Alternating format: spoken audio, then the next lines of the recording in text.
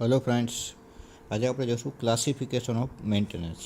બરાબર, classification of maintenance જેમ આપણે ઓલરેડી ક્લાસમાં ચાલી જ ગયું છે, છતાં પણ આપણે એકવાર રિવિઝન થઈ જાય તે માટે આપણે ફરીથી જોઈ લઈએ ક્લાસિફિકેશન ઓફ મેન્ટેનન્સ. મેન્ટેનન્સ આપણને બધાને ખબર છે. મેન્ટેનન્સ એટલે કે ઇન્સ્ટ્રુમેન્ટ વર્કિંગ કન્ડિશનમાં રહે તે માટે કરવા પડતા કાર્યને મેન્ટેનન્સ કહે છે. બરાબર, તો મેન્ટેનન્સના બેઝિકલી 3 ટાઈપ પડે છે: preventive maintenance, predictive maintenance and breakdown maintenance. બરાબર છે. પ્રિવેન્ટિવ, પ્રિડિક્ટિવ અને બ્રેકડાઉન આપણે 1 બાય 1 જોઈએ. પહેલું છે પ્રિવેન્ટિવ મેન્ટેનન્સ. પ્રિવેન્ટિવ મેન્ટેનન્સની બેઝિક ડેફિનેશન તમે જોવા જાઓ તો અહીંયા બુકમાં પેજ નંબર 3 ઉપર પેરેગ્રાફમાં આપેલી જ છે એક્ઝેક્ટ ડેફિનેશન કે ઇક્વિપમેન્ટમાં બ્રેકડાઉન અને ફોલ્ટને થતાં અટકાવવા માટે પ્લાનિંગ અને શેડ્યુલ મુજબ જે મેન્ટેનન્સ કરવામાં આવે તેને પ્રિવેન્ટિવ મેન્ટેનન્સ કહેવામાં આવે છે. બેઝિક ઇન સિંગલ લાઇન હું તમને ડેફિનેશન કહું તો પ્રિવેન્ટિવ મેન્ટેનન્સ એટલે એવું મેન્ટેનન્સ કે જે મેન્ટેનન્સ પ્લાનિંગ અને શેડ્યુલ મુજબ કરવામાં આવતું હોય તે મેન્ટેનન્સને પ્રિવેન્ટિવ મેન્ટેનન્સ કહે છે. તો આનું આપણે એક એક્ઝામ્પલ લઈ તો કે પ્લાનિંગ એટલે કોઈ પણ તમે નવું બાઇક લ્યો છો, નવી કાર લ્યો છો, તો તેમાં પહેલેથી કંપની પ્લાનિંગ કરીને તમને કહે છે કે ભાઈ પહેલી સર્વિસ 3 મહિને કરાવો, બીજી સર્વિસ 6 મહિને કરાવો, એના પછીની સર્વિસ 1 વર્ષે કરાવો. તો આ પહેલેથી પ્લાનિંગ કરેલું જ છે કે આટલા ટાઈમે બાઇકને કે કારને સર્વિસની રિક્વાયરમેન્ટ રહેશે. બરાબર છે. તો આ જેથી કરીને એમાં કાંઈ ફોલ્ટ ન આવે એટલા માટે 3 મહિને, 6 મહિને કે વર્ષે તમને પહેલેથી પ્લાનિંગ કરીને આપે છે. તો આવા મેન્ટેનન્સને પ્રિવેન્ટિવ મેન્ટેનન્સ કહે છે. બરાબર છે. એક્ઝામમાં 4 માર્ક કે 3 માર્કમાં પ્રિવેન્ટિવ મેન્ટેનન્સ પૂછાય છે. એના એડવાન્ટેજ શું? તો કે અમુક ટાઈમે તમારે મેન્ટેનન્સ તમે પ્લાનિંગ મુજબ કરાવતા હોય 3 મહિને તો અમુક ફોલ્ટ થતાં અટકી જાય છે કારમાં કે બાઇકમાં. આપણે અહીંયા ટ્રાન્સફોર્મરની વાત કરીએ છીએ. ટ્રાન્સફોર્મરને જે મેન્ટેનન્સ તમે ટાઈમ ટુ ટાઈમ કરાવો તો જેમાં મોટા કાંઈ ફોલ્ટ થવાનો હોય તે થાય નહીં. અગાઉ જ તમને ખબર પડી જાય, નાનો ફોલ્ટ હોય તો રિપેર થઈ જાય છે પ્લાનિંગ મુજબ જો તમે મેન્ટેનન્સ કરતા હોય તો. અથવા સ્મોલ ફોલ્ટને કારણે ઇક્વિપમેન્ટને મોટું નુકસાન થતું પણ અટકાવી શકાય, એનર્જીની બચત થાય. ઓલું મોટો ક્યાંય ફોલ્ટ થયો હોય અચાનક તો વધારે માણસો જોઈને બધું વસ્તુ વધારે જોઈએ તો એનર્જી એટલી ઓછી આમાં જોઈ. પ્લાનિંગ અને શેડ્યુલ મુજબ તમે મેન્ટેનન્સ ટાઈમ ટુ ટાઈમ કરતા રહ્યો તો રેગ્યુલર મેન્ટેનન્સને કારણે અકસ્માત ઓછો થવાના ચાન્સીસ છે. ઇક્વિપમેન્ટમાં ફોલ્ટનું પ્રમાણ ઘટે. બરાબર, સ્ટેન્ડ બાય યુનિટ કાંઈ રાખવું ન પડે. આ બધા એના એડવાન્ટેજ છે. એટલીસ્ટ 11 એડવાન્ટેજ છે, આમાંથી 3 થી 4 એડવાન્ટેજ આમાં આવવા જોઈએ. તો આનો ડિસએડવાન્ટેજ શું થાય પ્રિવેન્ટિવ મેન્ટેનન્સનો? તો એનો ડિસએડવાન્ટેજ તમે જોવા જાઓ તો પ્રિવેન્ટિવ મેન્ટેનન્સને કરવા છતાં અચાનક ક્યાંય ફોલ્ટ થઈ શકે. એટલે ઘણીવાર એવું થાય તમે પ્લાનિંગ અને શેડ્યુલ મુજબ મેન્ટેનન્સ કરો છો પણ છતાં પણ ક્યારેક અચાનક ફોલ્ટ તો આવી શકે. એટલે એવું નથી કે તમે પ્લાનિંગ શેડ્યુલ મુજબ કરતા હોય તો મેન્ટેનન્સ કર્યું હોય તો પછી ફોલ્ટ આવે જ નહીં. આપણે બાઇકને ટાઈમ ટુ ટાઈમ મેન્ટેનન્સ કરતા હોય બધું 3 મહિને, 6 મહિને, તો છતાં પણ ક્યારેક બાઇકમાં કે કારમાં ઓચિંતાના કાંઈ ફોલ્ટ આવી શકે છે. અથવા યોગ્ય તાલીમ લીધેલ સ્ટાફ ઓર વર્કરની જરૂર પડે. આનો બીજો ડિસએડવાન્ટેજ કે પ્રિવેન્ટિવ મેન્ટેનન્સ પ્લાનિંગ શેડ્યુલ મુજબ જે કરવાનું હોય એ ગમે તે ગેરેજવાળો કે કોઈ ન કરી શકે. બરાબર, પ્લાનિંગ આપણે કારને નવી બાઇક હોય તો આપણે એના સર્વિસ સેન્ટરમાં જ આપણે તેને મેન્ટેનન્સ કરવા માટે દેતા હોઈએ છીએ. તો એવી રીતના ટ્રાન્સફોર્મરના પણ જેનો કારીગર જે કંપનીના હોય એ જ લોકો એને રિપેર કરી શકે. બિનજરૂરી મેન્ટેનન્સને કારણે ઇક્વિપમેન્ટના કમ્પોનન્ટને નુકસાન થાય. એટલે ઘણીવાર એવું પણ થાય મેન્ટેનન્સની જરૂર ન હોય, એકદમ આપણી વસ્તુ સારી જ હોય છતાં પણ તમે નટ બોલ્ટ ખોલો અને બધું કરો તો ક્યારેક એના ક્યાંય બીજો ફોલ્ટ પણ રહી જાય. એટલે ક્યારેક નુકસાન થવાના પણ ચાન્સીસ છે. પણ કમ્પેર ટુ આ બધી વસ્તુ એના એડવાન્ટેજ ઘણા બધા સારા છે. એટલે પ્લાનિંગ અને શેડ્યુલ મુજબ જે મેન્ટેનન્સ કરવામાં આવે તેને પ્રિવેન્ટિવ મેન્ટેનન્સ કહે છે. ઓકે, હવે પ્રિવેન્ટિવ મેન્ટેનન્સના પણ પાછા ટાઈપ્સ છે. તો કે ક્લાસિફિકેશન ઓફ પ્રિવેન્ટિવ મેન્ટેનન્સ. તો એમાં રૂટીન મેન્ટેનન્સ. રૂટીન મેન્ટેનન્સ એટલે જે દરરોજ જે મેન્ટેનન્સ કરવામાં આવે એને રૂટીન મેન્ટેનન્સ કહે છે. તો દરરોજ આખું ટ્રાન્સફોર્મર ખોલીને બેસવું પોસિબલ નથી. તો શું એમાં આવે તો કે વિઝ્યુઅલ ઇન્સ્પેક્શન, એટલે બહારથી તમે નિરીક્ષણ કરો, એમાં ક્લિનિંગ કરો, માઇનર કાંઈ રિપેરિંગ હોય તો એવું કરો, લ્યુબ્રિકેશન, ઓઇલ ને એવું કાંઈ હોય, નટ બોલ્ટ ઢીલા હોય તો એને રિપ્લેસ કરો. આ બધી વસ્તુ રૂટીન મેન્ટેનન્સમાં આવે કે જે તમે દરરોજ કરી શકો છો. એના પછી છે પિરિયોડિક મેન્ટેનન્સ. પિરિયોડિક મેન્ટેનન્સ એટલે એવા મેન્ટેનન્સ કે જે દર મહિને, 3 મહિને અથવા 6 મહિને કરવામાં આવતા હોય છે.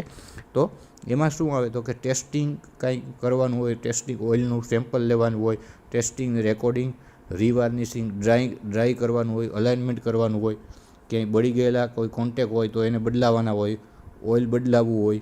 તો આ બધી વસ્તુ એવી છે જે 3 મહિને કે મહિને કરવામાં આવતી હોય. આ બધી પિરિયોડિક મેન્ટેનન્સ કહેવાય. ઓવરઓલ એટલે જે 6 મહિને કે વર્ષે ટ્રાન્સફોર્મરમાં મેન્ટેનન્સ કરવામાં આવે એને ઓવરઓલ મેન્ટેનન્સ કહે છે. ક્લિનિંગ અથવા બળી ગયેલા ખરાબ પાર્ટ્સને રિપેર કરવા, ઓઇલ બદલાવવું, ટૂંકમાં આખું ટ્રાન્સફોર્મર ખોલી અને જે મેન્ટેનન્સ કરવામાં આવે 6 મહિને કે વર્ષે એને ઓવરઓલ મેન્ટેનન્સ કહે છે. પ્રિવેન્ટિવ મેન્ટેનન્સના ક્લાસિફિકેશન પર અલગથી એક્ઝામમાં 3 થી 4 માર્કમાં પૂછાઈ શકે. 3 ટાઈપ છે: રૂટીન, પિરિયોડિક અને ઓવરઓલ. સાવ સિમ્પલ છે, યાદ રહી જાય એવું. રૂટીન એટલે દરરોજ જે કરવામાં આવે એ, પિરિયોડિક એટલે 3 મહિને 6 મહિને, અને ઓવરઓલ એટલે દર વર્ષે જે મેન્ટેનન્સ કરવામાં આવે એને કહેવાય ઓવરઓલ મેન્ટેનન્સ. એના પછી બરાબર આપણે જોયું ક્લાસિફિકેશન ઓફ પ્રિવેન્ટિવ મેન્ટેનન્સના 3 ટાઈપ: રૂટીન, પિરિયોડિક અને ઓવરઓલ. એના પછી છે પ્રિડિક્ટિવ મેન્ટેનન્સ. પ્રિડિક્ટિવ મેન્ટેનન્સમાં શું આવશે? પહેલું હતું આપણું પ્રિવેન્ટિવ, બીજો ટાઈપ આવ્યો હવે પ્રિડિક્ટિવ મેન્ટેનન્સ. પ્રિડિક્ટિવ એનું નામ જ છે પ્રિડિક્શન. પ્રિડિક્શન મીન્સ શું? ધારણા. જે મેન્ટેનન્સ ધારણાને આધારે કરવામાં આવે તેવા મેન્ટેનન્સને પ્રિડિક્ટિવ મેન્ટેનન્સ કહે છે. હું તમને એક જ એક્ઝામ્પલ જે આમાં પણ આપ્યું છે એ ડાયરેક્ટ તમને સમજાઈ જાય. તમે બાઇકમાં કે સ્કૂટરમાં ઓઇલ બદલાવવા જાઓ છો તો તમને ગેરેજવાળો કારીગર તમને એમ કહે છે કે હજી ઓઇલ બદલાવવાની જરૂર નથી, હજી ઓઇલ સારું છે, ચાલે એમ છે, હજી 1500 થી 1200 કિલોમીટર નીકળી જશે, તો તમે ઓઇલ બદલાવતા નથી. તમારે ઓલરેડી બાઇક 3 કે 4000 કિલોમીટર હાલી ગઈ છે, છતાં પણ તમે કારીગર તમને એમ કહે છે કે હજી સારું છે, તો તમે ઓઇલ બદલાવતા નથી. એટલે કારીગરે શું કર્યું? પ્રિડિક્શન કર્યું, ધારણા કરી. તો એના આધારે તમે ઓઇલ હજી ચલાવો છો. તો આને કહેવાય પ્રિડિક્ટિવ મેન્ટેનન્સ.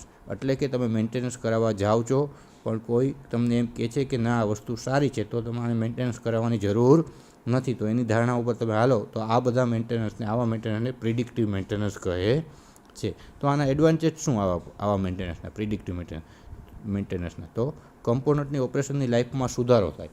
કેમ સુધારો થાય? તો કે પ્રિવેન્ટિવ મેન્ટેનન્સ જે આપણે આગળ જોયું એમાં શું ભાઈ ફિક્સ જ 3 મહિને હોય સર્વિસ, તો એ કરાવવી જ પડે.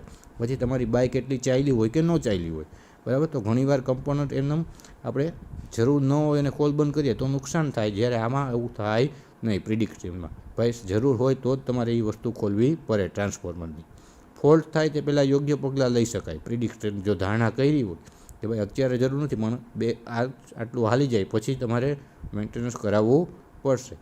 ઇક્વિપમેન્ટની રિલાયબિલિટી વધે, ઇક્વિપમેન્ટના પાર્ટ્સ અને લેબર કોસ્ટ ઘટે. આ બધા એના એડવાન્ટેજ છે. એટલે બહુ જરૂર હોય ત્યારે જ આ મેન્ટેનન્સ કરવું પડે ધારણા આધારે, એટલે એટલો બધો ખર્ચો આમાં થાય નહીં, અને એના સ્પેર પાર્ટ પણ સારા રહે, એની કોસ્ટ ઘટે. એની સામે આના ડિસએડવાન્ટેજ જોઈ તો ડિસએડવાન્ટેજ શું છે? બરાબર. તો ડિસએડવાન્ટેજમાં ઇક્વિપમેન્ટની તપાસ અને એનાલિસિસનો ખર્ચ વધી જાય. બરાબર. શું કામ વધી જાય? કારણ કે ધારણા આધારે તમારે જ્યારે કરાવો ત્યારે શું થાય? ત્યારે વધારે વસ્તુ ખોલવી પડે અને બધું જોવું પડે, તેથી એનું એનાલિસિસ ખર્ચ વધી જાય, અને સ્ટાફનો ટ્રેનિંગનો ખર્ચ વધારે થાય. ઓલું શું થાય કે આપણે આગળ જોયું પ્રિવેન્ટિવમાં, તેમાં તો સ્ટાફ ઓલરેડી ટ્રેનિંગ લીધેલો જ હોય, કંપનીનો જ સ્ટાફ હોય. જ્યારે આમાં એ સ્ટાફ તમને અમુક ટાઈમે એવી રીતના એમને કહી દીધું હોય કે આ વસ્તુ ચાલે તેમ છે, તો પછી તમારે એને એવા સ્ટાફને પાછી ટ્રેનિંગનો ખર્ચો ને બધું વધી જતું હોય છે. પ્રિડિક્ટિવ મેન્ટેનન્સમાં 3 થી 4 માર્કમાં પૂછાય. એક આજે બાઇકવાળું એક્ઝામ્પલ આપેલું છે એ ખાસ લખવાનું. એડવાન્ટેજ અને ડિસએડવાન્ટેજ બંને. એડવાન્ટેજ 8 છે, એમાંથી એટલીસ્ટ 4 જોઈએ અને 2 ડિસએડવાન્ટેજ આવવા જોઈએ. બરાબર. પ્રિડિક્ટિવ મેન્ટેનન્સમાં એના પછીનો ટાઈપ લાસ્ટ, બરાબર, બ્રેકડાઉન મેન્ટેનન્સ.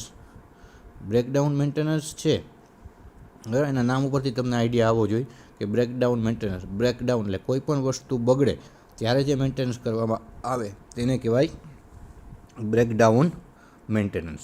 બરાબર છે.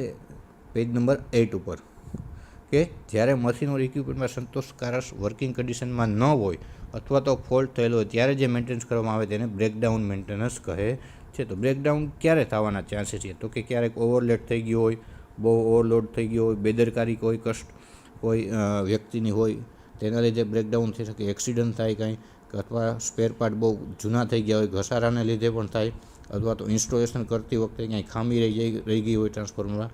આવા કારણોને લીધે બ્રેકડાઉન મેન્ટેનન્સની જરૂર પડે છે. બરાબર છે. તો બ્રેકડાઉન મેન્ટેનન્સ તમે કરવા જાઓ ત્યારે શું વસ્તુ ધ્યાનમાં રાખવાની? તો કે પહેલાં તો તમારી પાસે એન્જિનિયરિંગ રેકોર્ડ હોવા જોઈએ એના બધા, કે કયા પોઈન્ટ ઉપર કેટલા વોલ્ટેજ આવવા જોઈએ, કઈ વસ્તુ ક્યાં કનેક્ટ કરેલી છે, એ બધું રેકોર્ડ તમારી પાસે હોવા જોઈએ. ઇન્સ્પેક્શન તમારે કરવાનું, એક્સટર્નલ અને ઇન્ટરનલ. એક્સટર્નલ એટલે બહારથી તમને શું ખરાબી લાગે છે તે બધું જોવો. ઇન્ટરનલ એટલે સ્પેર પાર્ટ ને બધું તમે ખોલી અને દર મહિને 6 મહિને જે કરતાં આપણે આગળ વાત થઈ એવી રીતના ઇન્ટરનલ ઇન્સ્પેક્શન કરો, સર્વિસિંગ કરો, ટેસ્ટિંગ એટલે જે કાંઈ ઓઇલનું સેમ્પલ ને બધું ટેસ્ટ કરવાનું હોય એ ટેસ્ટિંગ કરવું પડે. આટલી બધી વસ્તુ બ્રેકડાઉન મેન્ટેનન્સની અંદર કરવી પડે. ક્લાસિફિકેશન ઓફ મેન્ટેનન્સમાં 3 ટાઈપ આપણે જોયા: પ્રિવેન્ટિવ, પ્રિડિક્ટિવ અને બ્રેકડાઉન.